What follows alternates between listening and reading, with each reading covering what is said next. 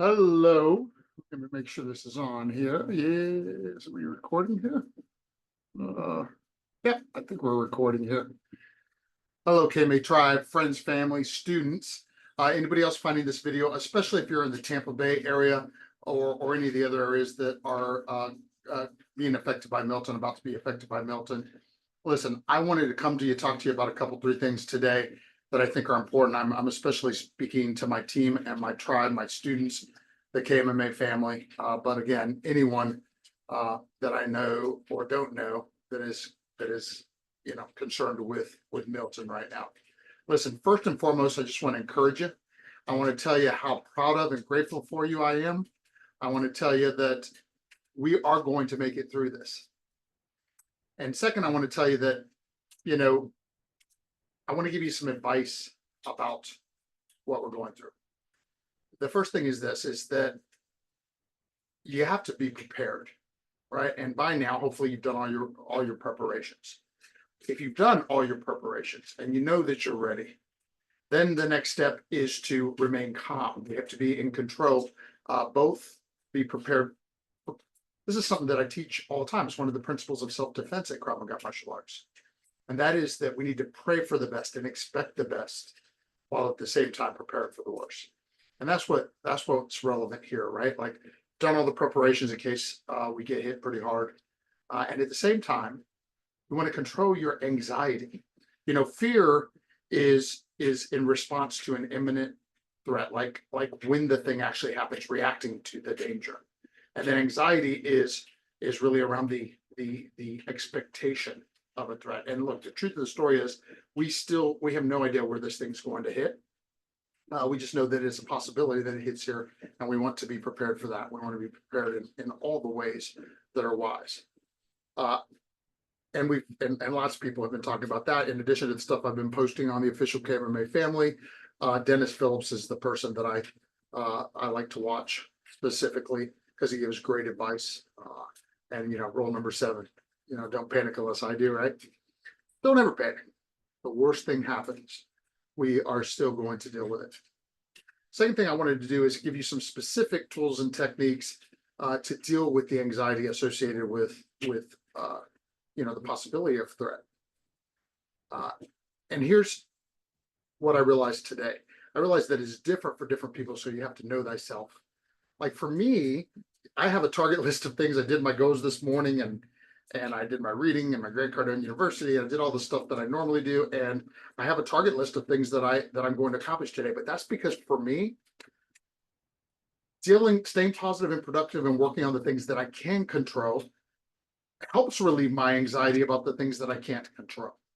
And that's the thing that works for me. But in my coffee time with my beautiful wife, Barbara, this morning, we talked about the fact that that's not for everybody. Like for her, it's not for her, right? For her, today is about finishing her preparations, and the way she does with the anxiety is listening to Christian music and relaxing. It's not working. So look, the point of the story is that neither one of those is wrong, but each and all of us should decide, okay, what is the thing that's going to keep me the most centered, the most focused?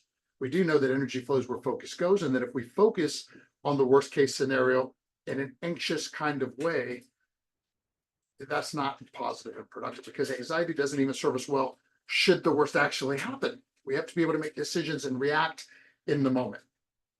So my advice to you is figure out what are the things to remain as calm as possible. Ensure you've done everything to prepare, even though your contingency plans, right? Like if really, really worse things happen, and be prepared to act on those. But at the same time, don't let it be a day of anxiousness. Either like me, dive into something positive and productive, and by the way, maybe in between something like this with your loved ones might also be helpful to you, where you're communicating through the wonderful technologies we've been blessed with today. I also wanted to talk to you about what happens after, right? And by the way, that's another thing that helps me, is I'm always looking ahead to the future, and already now missing my tribe, I'm thinking about how can't wait to get back. I mean, I hope we're back tomorrow.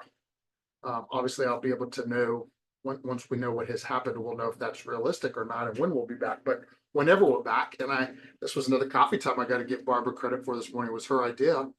is we are going to be conducting some free day camps for a day, a couple days, as soon as we get back to help you just get caught up.